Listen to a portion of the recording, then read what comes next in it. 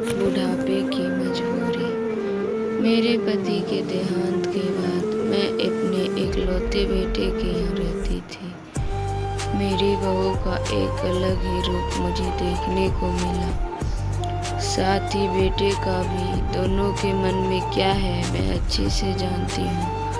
वो चाहते हैं कि मैं वृद्धाश्रम चली जाऊँ।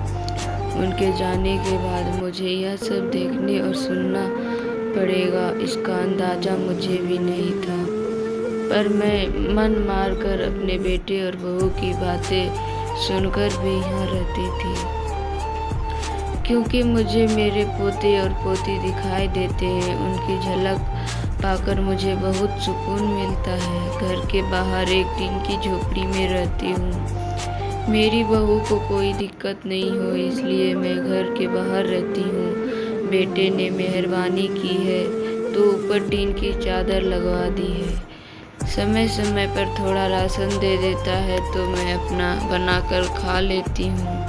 मैंने अपने बेटे को कह दिया कि मेरी वजह से उन दोनों को कोई प्रॉब्लम नहीं होगी, बस मुझे यहीं रहने दे, इसी घर में मर जाने दे। मैं बस यही चाहती हूँ। मैं अपने आप को बहुत खुशकिस्मत समझती हूँ कि मेरे बेटे और बहू कम से कम मेरे लिए इतना तो कर रहे हैं। मेरा बेटा सुबह 9 बजे नौकरी जाता है और बच्चे भी उसी समय स्कूल जाते हैं। फिर शाम को 6 बजे मेरा बेटा आता है। बच्चे 3 बजे आते हैं। उन्हें आते जाते निकलते देख मुझे बड़ा सुकून मिलता है। मेरे पति के दोस्त कई दिनों बाद आए थे। मेरे पति के दोस्त थे, उनकी पत्नी का भी स्वर्गवास हो गया। उस समय पर वो हमारे घर पर आया करते थे। उनसे हमारे अच्छे रिश्ते थे। उनका घर हमारे घर से थोड़ी दूर पर था। पैरों में समस्या हो गई थी, ठीक से चल भी नहीं पाते थे। वो बड़े दिनों बाद मेरे यहाँ आए। मुझे उन्हें देखकर बड़ा अच्छा लगा। उनका हाल भी मेरी तरह ही थी। बच्चे अब उनसे भी परेशान थे। आकर मेरे पास अपना दुखड़ा रोते और उन दिनों को याद करते थे। बुढ़ापा हम जैसों को बहुत रुलाता है। उनकी पत्नी का स्वर्गवास हो गया था और उन्हें चलने उठने में समस्या थी, इसलिए वो तो अपना खाना भी नहीं बना पाते थे। मेरे पास आए तो समझ गई कि यह इतनी मुसीबत चलकर अपने पुराने दोस्तों के यहाँ चाय और खाने की चाह में ही आते जाते होंगे। उनकी भी अपनी मजबूरी थी। वो आए तो मैंने उनके लिए खाना बनाया और उन्हें खिलाया।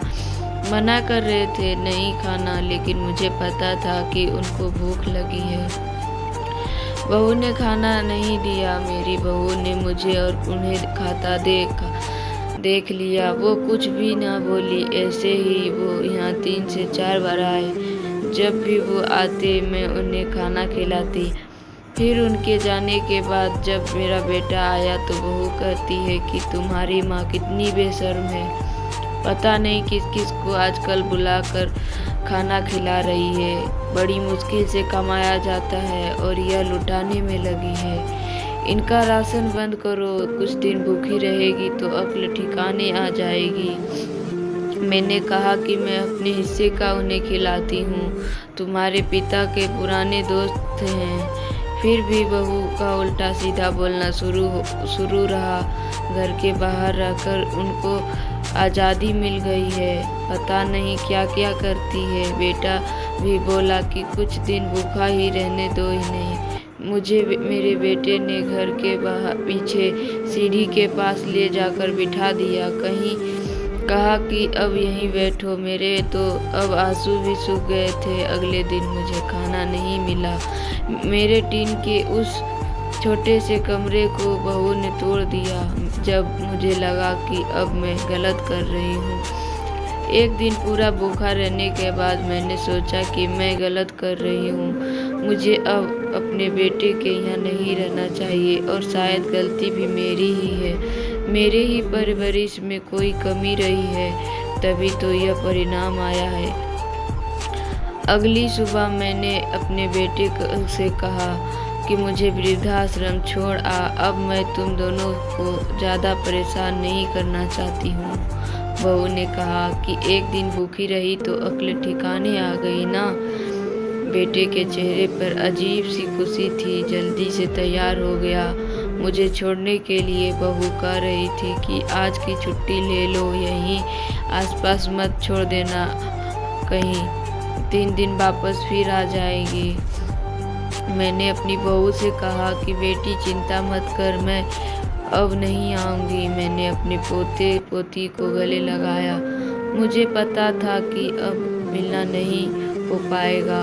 बेटे को भी चाहती थी कि एक बार जी भर के गले लगा लूं, लेकिन वो बोला चलो जल्दी करो। मैंने बहू को कहा बेटी अपना ध्यान रखना, मेरा बेटा मुझे छोड़ आया। वहाँ जाकर मैंने देखा कि मेरी तरह कई है।